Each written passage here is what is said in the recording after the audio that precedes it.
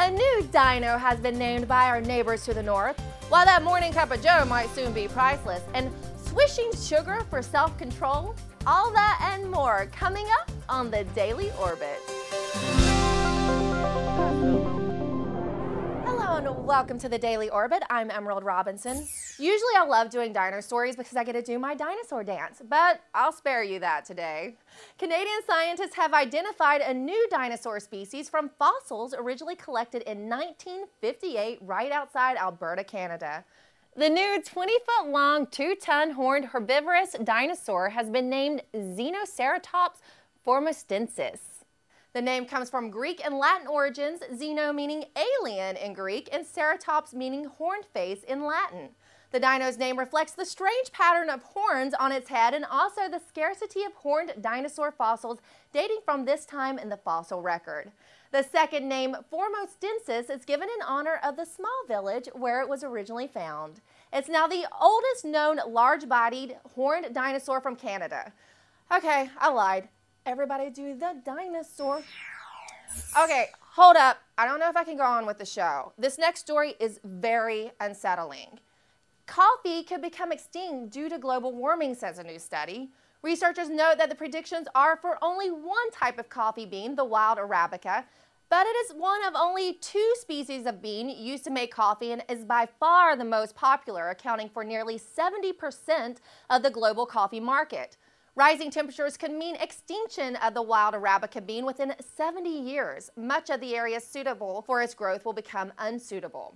Researchers say farmers would have to move their farms 50 miles every decade to survive climate change.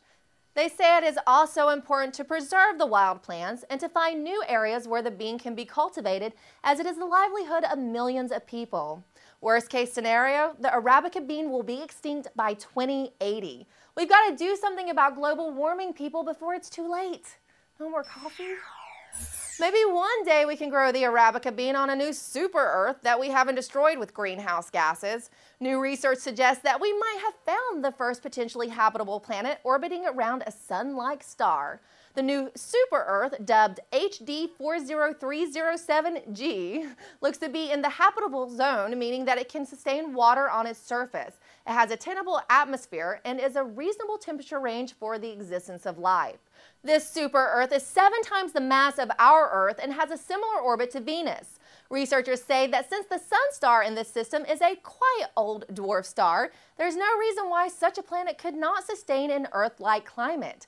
They expect that the planet may experience a distinct night and day as the planet rotates around its axis, increasing the chance for life. Is it just me, or are we finding planets left and right? And here is some exciting news for animal activists. Scientists at Harvard say they have developed a technology that could eventually take the place of animal testing. Deemed lung on a chip, this technology mimics human diseases, allowing researchers to observe drug toxicity and determine possible new therapies that could limit certain medical conditions from developing.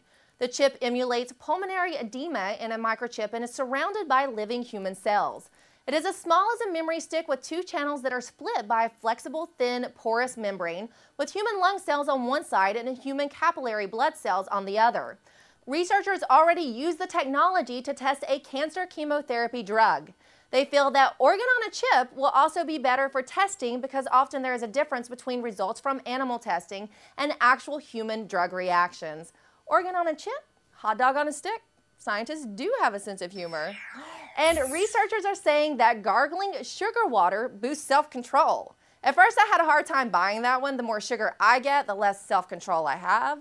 But a new study says that, quote, glucose stimulates the simple carbohydrate sensors on the tongue, which in turn signals the motivational centers of the brain where our self-related goals are represented, telling your body to pay attention. They say that this glucose rinse might be helpful in combating some of the bigger self-control issues like trying to regulate your weight or smoking. However, they're not quite sure yet of the long-term effects of glucose on self-control. Well, that does it for the Daily Orbit. Let's see how this sugar thing works. I'll let you know.